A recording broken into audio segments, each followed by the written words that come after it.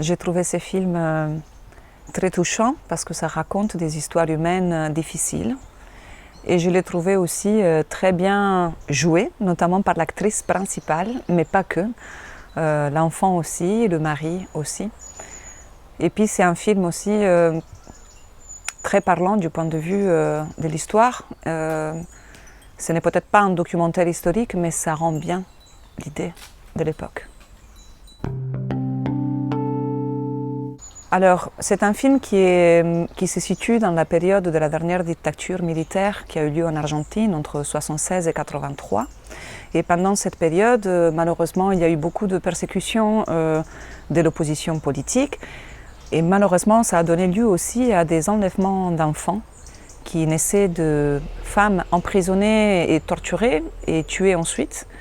Et voilà, ces enfants naissaient dans les lieux de torture et ils étaient souvent offerts ou vendus à des familles, souvent des cercles militaires qui ne pouvaient pas avoir d'enfants. Et donc cet enfant vit dans une famille entre guillemets normale, il est élevé avec amour et attention, mais la mère découvre la vérité. Elle ne savait pas au moment où elle n'a pas voulu savoir. Et quand enfin elle le découvre 5 ans plus tard, c'est terrible. Et ce qui est incroyable dans ce film, c'est comment elle fait face à cette découverte, avec énormément de courage. C'est des scènes, on a vu la Plaza de Mayo, donc c'est la place symbolique, historique, centrale de Buenos Aires où tout se passe. Les contestations, les manifestations politiques, la répression aussi.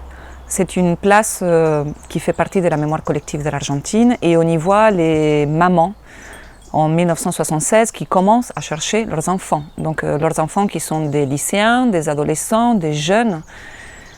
Et donc c'est comme ça que ça donne vie à l'association Madres de Plaza de Mayo. Ils se sont réunis tous les jeudis pour demander où étaient leurs enfants. On soupçonnait la répression, mais on n'en avait pas les preuves. Ils étaient enlevés par des voitures sans plaques et par des personnes qui ne s'identifient pas. Donc on les cherchait. Elles cherchaient leurs enfants. Et ensuite, elles sont devenues grand-mères. Elles ont su que les enfants naissaient. Donc ils ont commencé à chercher aussi leurs petits-enfants. Et quelques années plus tard, une vingtaine, une trentaine d'années plus tard, ce sont les enfants mêmes qui s'associent sous forme d'association au nom de Hijos et qui reprennent le combat parce qu'ils cherchent à comprendre leur origine. Ils soupçonnent quelque chose et ils cherchent à découvrir la vérité. Et ça, on l'a vu beaucoup dans les rues, effectivement, parce que c'est dans les rues que ça s'est passé. Voilà. Et on a vu aussi des images de chars de l'armée de terre dans les rues. Pardon. En Argentine, ce golpe n'a pas été si incroyablement médiatisé comme ça l'a été celui en Chili quelques années avant sous Pinochet. Et même, je dirais que la junta militaire a appris les erreurs de Pinochet et a voulu faire ça de manière beaucoup plus discrète. Donc les chars dans les rues, ce n'est pas une image récurrente de cette période-là.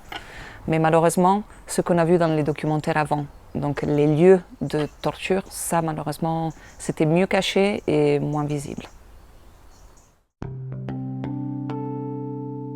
Eh bien, je l'ai découverte. Alors, grâce à Jérôme qui m'a invitée, je suis allée déjà voir le premier film qui m'a plu. Ça m'a plu aussi les commentaires de quelqu'un qui, pour une raison ou pour une autre, peut nous amener à mieux réfléchir et à débattre au sujet.